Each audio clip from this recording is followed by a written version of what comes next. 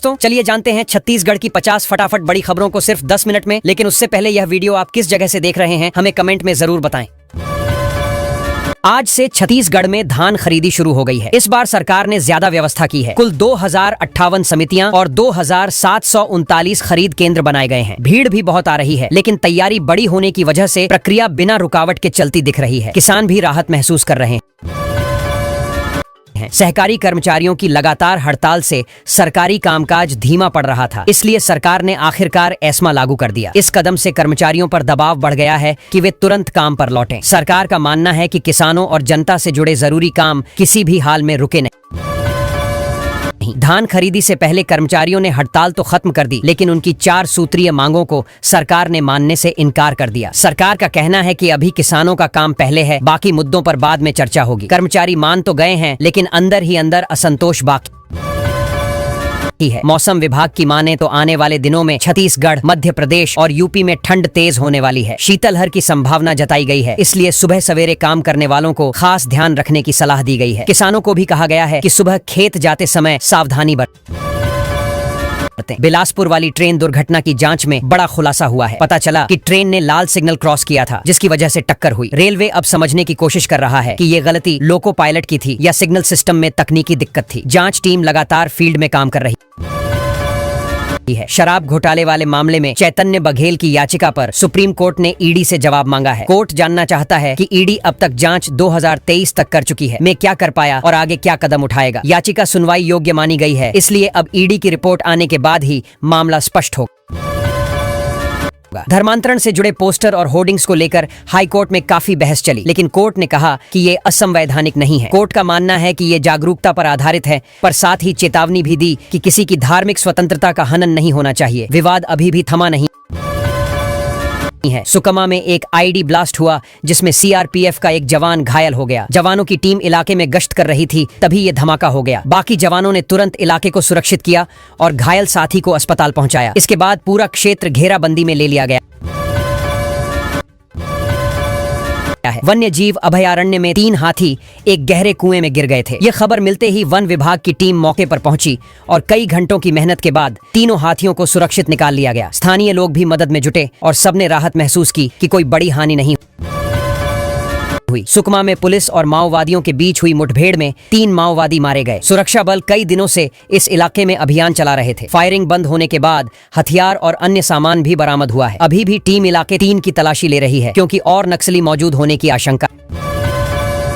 सरकार ने हड़ताली कर्मचारियों को साफ चेतावनी दी है कि आज तक हर हाल में काम पर लौटें, नहीं तो सोमवार से कड़ी कार्रवाई शुरू होगी। अधिकारियों ने कहा है कि धान खरीदी जैसे अहम मामले में देरी बर्दाश्त नहीं की जा सकती। कई कर्मचारी डर के चलते वापसी की तैयारी में हैं। इस साल छत्तीसगढ़ में कुल 262 माओवादी मारे जा चुके हैं और इनमें से 233 सिर्फ बस्तर क्षेत्र में ढेर हुए हैं। सुरक्षा बलों का कहना है कि उनकी रणनीति अब ज्यादा असर दिखा रही है। माओवादी दबाव में हैं और उनके कई ठिकाने खत्म किए जा चुके हैं। ये पिछले वर्षों की तुलना में बड़ा बदलाव है। मुख्यमंत्री साय का कहना है कि माओवाद के खिलाफ लड़ाई जारी रहेगी, है कि वे 2026 से पहले छत्तीसगढ़ को पूरी तरह माओवाद से मुक्त कर देंगे। उन्होंने बताया कि विकास कार्य और पुलिस अभियान दोनों साथ साथ चल रहे हैं, जिससे माओवादी कमजोर पड़ रहे हैं। गांवों में सरकार की पकड़ बढ़ रही है और लोग भी अब खुलकर साथ दे रहे हैं।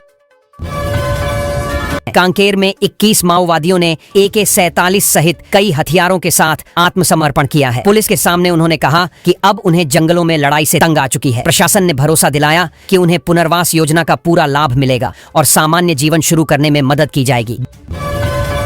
बीजापुर में 51 माओवादियों ने पुलिस के सामने समर्पण किया है। इनमें कई ऐसे भी थे जो लंबे समय से पुलिस की वांटेड सूची में थे। उनके समर्पण से सुरक्षा बलों का मनोबल भी बढ़ा है। सभी को सरेंडर पॉलिसी के तहत सुरक्षा और पुनर्वास की सुविधा दी जाएगी, ताकि वे हिंसा से दूर रह सकें। रायपुर में करणी सेना के प्रमुख राज शेखावत के खिलाफ एक कार्यक्रम में दिए बयान को लेकर मामला दर्ज हुआ है। पुलिस अब उस वीडियो और बयानों की जांच कर रही है। करणी सेना के समर्थकों का कहना है कि कार्रवाई राजनीतिक है, लेकिन पुलिस का कहना है कि सबूतों के आधार पर आगे बढ़ा जाएगा। कांकेर में एक चाचा भतीजा सड़क हादसे में घायल हो गए थे। विधायक उसेंडी को जब इसकी जानकारी मिली, वे तुरंत अस्पताल पहुंचे और परिवार को हर तरह की मदद का भरोसा दिलाया। उन्होंने इलाज का खर्च उठाने की बात कही और अधिकारियों को निर्देश दिया कि परिवार को कोई परेशानी न हो। राजिम पुलिस ने गुप्त सूचना पर कार्रवाई करते हुए भारी मात्रा में गांजा जब्त किया है और 2 तस्करों को गिरफ्तार किया है। पुलिस अब पता लगा रही है कि ये तस्कर किस बड़े नेटवर्क से जुड़े थे। आसपास के इलाकों में भी जांच बढ़ाई गई है ताकि और लोग शामिल हों तो उन्हें पकड़ा जा सके। कोरबा में एक शिक्षक ने पारिवारिक कार्यक्रम में जाने के लिए स्कूल जल्दी बंद कर दिया था। इसके बाद अभिभावक नाराज हो गए और शिकायत जिला शिक्षा विभाग तक पहुंच गई। अधिकारी अब इस बात की जांच कर रहे हैं कि बिना अनुमति शिक्षक कैसे मनमानी कर सकता है और बच्चों के पढ़ाई के समय को कम कर सकता है। दुर्ग के जामुल में स्थानीय लोगों ने गंभीर आरोप लगाया है कि पुलिस ने एक बड़े मामले को छुपाने की कोशिश की। इससे क्षेत्र में तनाव भी बढ़ गया है। लोगों ने साफ कहा है कि वे पारदर्शी जांच चाहते हैं। पुलिस का कहना है कि जांच जारी है और जल्द सच सामने आ जाएगा। फरसगांव में एक स्टोर ने ठेकेदारों और राजमिस्त्रियों को सम्मानित करने के लिए एक छोटा समारोह किया। दुकान मालिक ने कहा कि ये लोग असली मेहनतकश हैं, इसलिए इनका सम्मान जरूरी है। कार्यक्रम में लोगों ने काफी सराहना की और कई मजदूरों ने कहा कि उन्हें पहली बार ऐसा सम्मान मिला है। सरायपाली में पुलिस ने 2 साल पुरानी हत्या का पर्दाफाश कर दिया है। 4 आरोपी गिरफ्तार किए गए हैं। जांच में तकनीकी सबूतों और पुराने बयानों का मिलान किया गया, जिसके बाद पुलिस आरोपियों तक पहुंची। परिवार को अब थोड़ी राहत मिली है कि आखिरकार मामला सुलझ गया। छत्तीसगढ़ सरकार इन दिनों जनजातीय नायकों के सम्मान और उनके विकास पर खास फोकस कर रही है। नई परियोजनाओं के तहत गांवों में बुनियादी सुविधाएं, स्मारक और सांस्कृतिक केंद्रों के निर्माण की बात चल रही है। अधिकारी कहते हैं कि इससे युवाओं में प्रेरणा बढ़ेगी और आदिवासी इलाकों का विकास भी तेज होगा। कलेक्टरों की बैठक में यह साफ दिखा कि योजनाओं की प्रगति पर सरकार गंभीर है। उन्होंने गांव-गांव जाकर योजनाओं के लाभार्थियों की स्थिति जांचने के निर्देश दिए हैं। खासकर आवास, पेयजल, राशन और स्वास्थ्य योजनाओं की ग्राउंड रिपोर्ट मांगी जा रही है ताकि समस्याएं तुरंत हल की जा सके। राज्य में सड़कें और पुलों का काम भी तेज किया गया है। अधिकारियों ने बताया कि कई ग्रामीण इलाकों में लंबे समय से सड़क कनेक्टिविटी समस्या थी। अब नए निर्माण प्रस्ताव पास किए गए हैं। इससे लोगों की आवाजाही आसान होगी और बाजारों तक किसानों की पहुंच बढ़ेगी। बीजापुर में बड़ा नक्सली एनकाउंटर हुआ है। सुरक्षा बलों ने 6 नक्सलियों को मार गिराया और एक को जिंदा पकड़ लिया। मौके से हथियार भी मिले हैं। अधिकारी कह रहे हैं कि यह कार्रवाई वहां की नक्सली गतिविधियों को कमजोर करने की दिशा में बड़ा कदम है। राज्य सरकार का दावा है कि 2026 से पहले छत्तीसगढ़ को माओवाद मुक्त किया जाएगा। मुख्यमंत्री साय ने कहा कि अभियान तेज है। कई इलाकों में नक्सली संरचना कमजोर हो चुकी है। उनका कहना है कि सुरक्षा बल और स्थानीय प्रशासन मिलकर लगातार दबाव बना रहे हैं।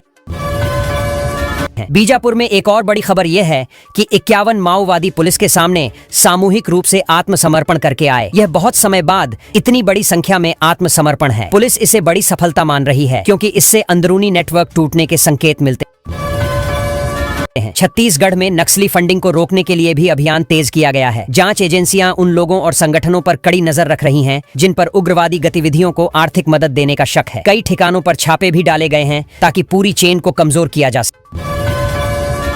दंतेवाड़ा पुलिस ने 2 नक्सलियों को गिरफ्तार किया है। बताया जा रहा है कि ये दोनों हाल ही में कई घटनाओं में शामिल थे। पुलिस को इनके पास से महत्वपूर्ण दस्तावेज और कुछ सामग्री भी मिली है जिससे आगे की जांच में मदद मिलने की उम्मीद है। सुकमा में आई ईडी धमाके में सीआरपीएफ का एक जवान घायल हो गया। जवानों की टीम पेट्रोलिंग पर निकली थी, तभी विस्फोट हो गया। साथ ही जवानों ने तुरंत उसे सुरक्षित निकाला और अस्पताल पहुंचाया। इलाके में सर्च ऑपरेशन भी बढ़ा दिया गया है।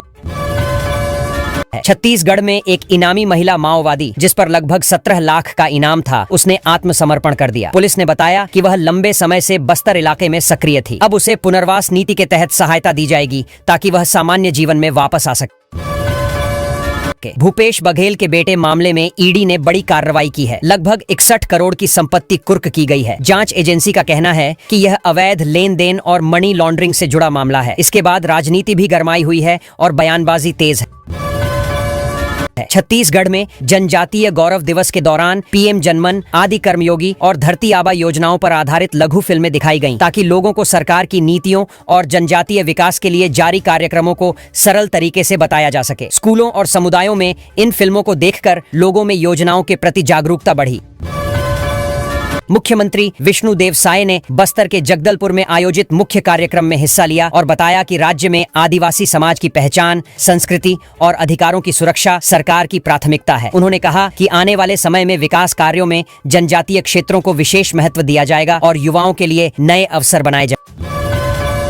जाएंगे। भगवान बिरसा मुंडा की 150वीं जयंती पर पूरे छत्तीसगढ़ में बड़े स्तर पर जनजातीय गौरव दिवस मनाया गया। गांवों से लेकर शहरों तक लोगों ने पारंपरिक वेशभूषा में रैलियां निकाली और बिरसा मुंडा के योगदान को याद किया। कई जगह सांस्कृतिक प्रस्तुतियां और सामुदायिक सभाएं आयोजित की गईं, जिनमें स्थानीय लोगों ने बढ़ चढ़कर भाग लिया। राज्य भर में आयोजित कार्यक्रमों के दौरान प्रधानमंत्री नरेंद्र मोदी का संबोधन लाइव दिखाया गया। लोग स्कूलों, सामुदायिक भवनों और पंचायत चौपालों में बैठकर उनका संदेश सुनते रहे। पीएम ने आदिवासी समाज की वीरता, बलिदानों और योगदान का उल्लेख करते हुए जनजातीय विकास के लिए सरकार की योजनाओं की दिशा और भविष्य की बातें साझा की। उप मुख्यमंत्री विजय शर्मा और अरुण साव अलग अलग जिलों में आयोजित कार्यक्रमों में मुख्य अतिथि बने। दोनों नेताओं ने वहां मौजूद लोगों से कहा कि जनजातीय गौरव दिवस केवल उत्सव नहीं बल्कि पहचान और आत्मसम्मान का प्रतीक है। उन्होंने सरकार की प्राथमिकताओं और जनजातीय क्षेत्रों में चल रहे विकास कार्यों की जानकारी भी लोगों को दी। स्कूलों, आश्रमशालाओं और आवासीय विद्यालयों में जनजातीय संस्कृति को बढ़ावा देने के लिए सांस्कृतिक कार्यक्रम आयोजित हुए। बच्चों ने नृत्य, गीत और नाटकों के माध्यम से बिरसा मुंडा समेत अन्य जनजातीय नायकों के संघर्ष को दर्शाया। शिक्षकों ने भी छात्रों को परंपरा, समाज और इतिहास से जोड़ने के लिए विशेष गतिविधियां कराई। प्रधानमंत्री मोदी ने छत्तीसगढ़ में आदिवासी स्वतंत्रता सेनानियों पर आधारित देश के पहले डिजिटल ट्राइबल म्यूजियम का उद्घाटन किया। इस संग्रहालय में आधुनिक तकनीक के जरिए ऐतिहासिक घटनाओं और नायकों की कहानी दिखाई जाएगी। इससे युवाओं और पर्यटकों को जनजातीय इतिहास को नए तरीके से समझने में मदद मिलेगी।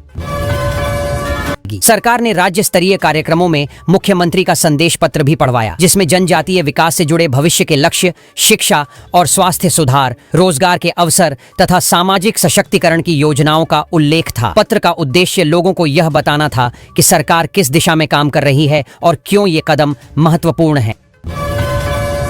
सिरपुर के प्राचीन विरासत स्थलों का एएसआई और साडा की संयुक्त टीम ने निरीक्षण किया और इन्हें विश्व विरासत सूची के लिए तैयार किया जा रहा है। विशेषज्ञों का मानना है कि सिरपुर की ऐतिहासिक और सांस्कृतिक महत्ता को देखते हुए यह स्थान अंतर्राष्ट्रीय स्तर पर पहचान प्राप्त कर सकता है, जिससे पर्यटन भी बढ़ेगा।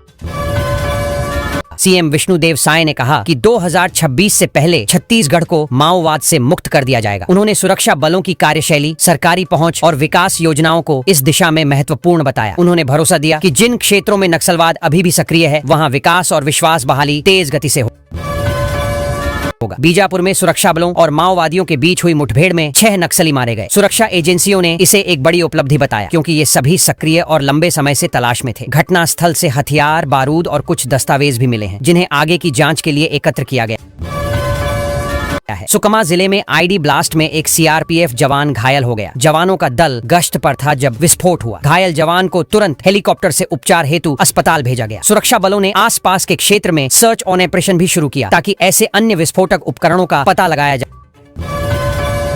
सके। छत्तीसगढ़ में 17 लाख रुपए की इनामी एक खतरनाक महिला माओवादी ने आत्मसमर्पण कर दिया। अधिकारियों ने बताया कि वह कई बड़ी घटनाओं में शामिल रही है और लंबे समय से सुरक्षा एजेंसियों के रडार पर थी। समर्पण के बाद उसे पुनर्वास योजनाओं के तहत सहायता दी जाएगी, ताकि वह सामान्य जीवन में लौट सके। बिलासपुर के पास हुई ट्रेन दुर्घटना की शुरुआती जांच रिपोर्ट में सामने आया कि लाल सिग्नल दिखने के बावजूद चालक दल ट्रेन को नियंत्रित नहीं कर सका। अधिकारियों ने कहा कि पूरी घटना की विस्तृत जांच जारी है और तकनीकी खामियों के साथ साथ मानव त्रुटि की भी पड़ताल की जा रही है। बिलासपुर ट्रेन हादसे में मरने वालों की संख्या बढ़कर 11 हो गई है। कई लोग गंभीर रूप से घायल थे, जिनमें से कुछ ने इलाज के दौरान दम तोड़ दिया। रेलवे प्रशासन पीड़ित परिवारों को आर्थिक सहायता दे रहा है और अस्पतालों में घायलों के उपचार की लगातार निगरानी की जा रही है। सरगुजा में जनजातीय गौरव दिवस के आयोजन में वित्त मंत्री ओपी चौधरी मौजूद रहे। उन्होंने कहा कि आदिवासी समाज ने हमेशा देश और राज्य के लिए महत्वपूर्ण योगदान दिया है। कार्यक्रम में बड़ी संख्या में लोग शामिल हुए और स्थानीय कलाकारों ने पारंपरिक नृत्य और गीतों की प्रस्तुति से माहौल को उत्सव जैसा बना दिया।